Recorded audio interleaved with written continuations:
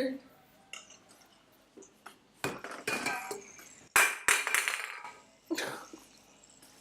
It's like serious. Okay, so we have on news.com.au, bodybuilder leaves girlfriend in coma after horror roid rage attack. People asking for my comments and criticisms. So this is in the Fox studio. Let's have a listen here. What went on here? With multiple knives.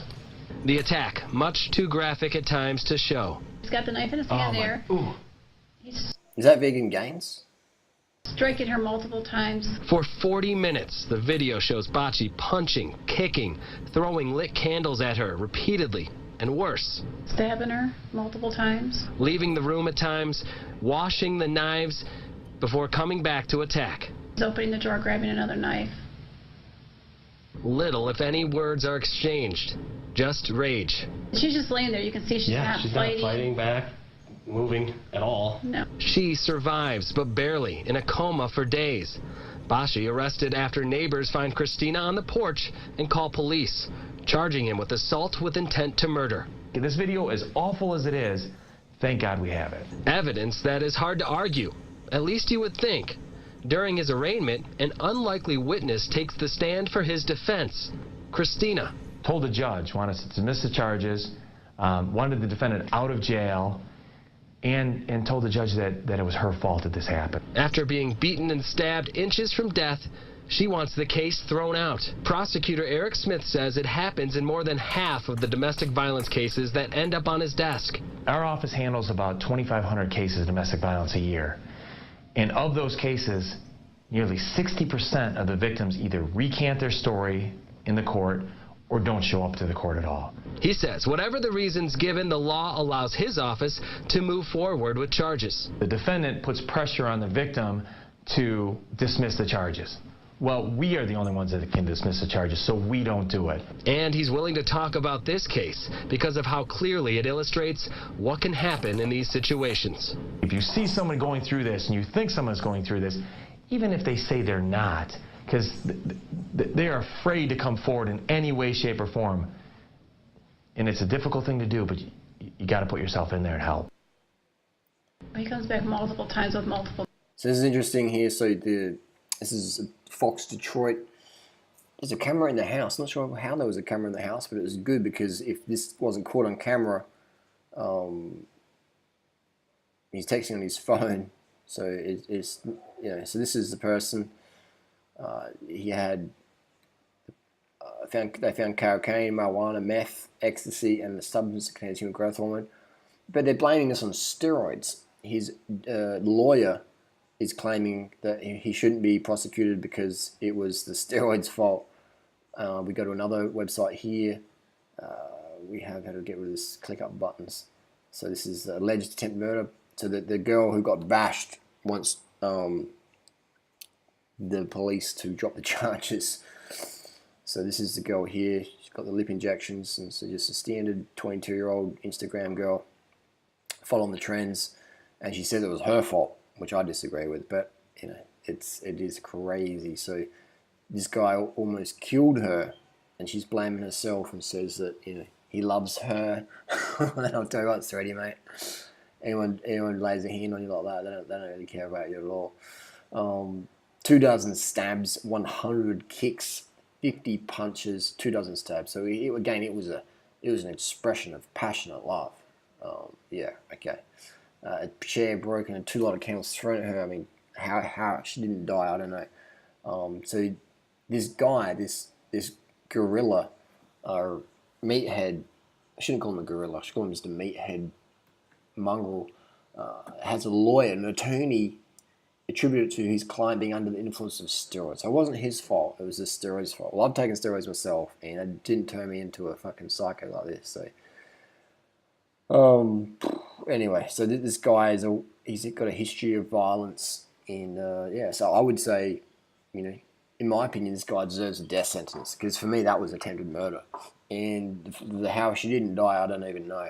It was crazy how she's still alive. So, for me, if I had the power there, I'd be going, yep, give this guy the firing squad. Do we need more dangerous people on the planet? Do we?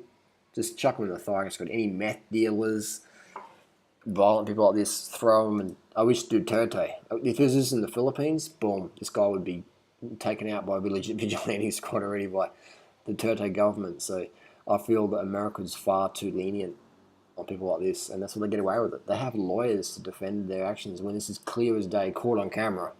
The girl's not even defending herself. This guy's like 100-something kilos. She's probably like 55 kilos or whatever. It's just, just bullying. This guy deserves, in my opinion, the death sentence. Same as Bill Cosby. Bill Cosby was Bill Cosby or Cosby, guilty of rape.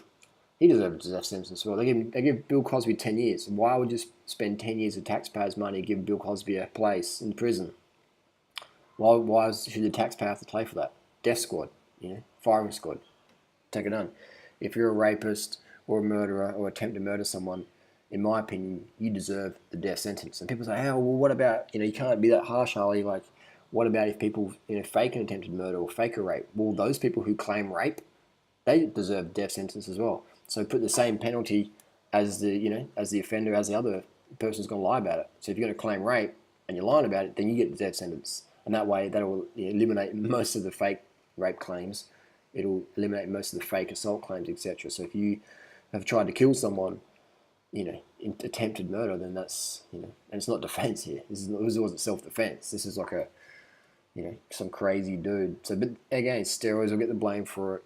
For me, that's unfair because a lot of people take steroids and they go crazy. Crazy people are just fucking crazy. If you give them steroids and alcohol, they're just more crazy.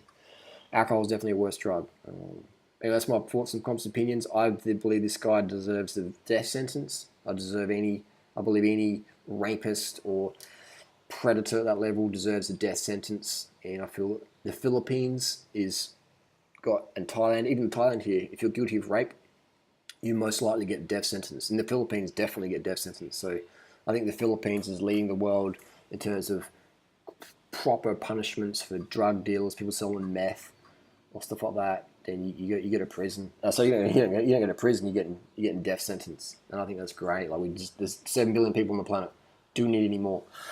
Share your thoughts, comments, and criticisms down below. Now I know this stuff gets some people rolled up. That's why it's hard to get any subscribers consistently. People subscribe to my cycling channel or cycling content. Like, this is really good. Then they see a video like this. This is too crazy, Harley.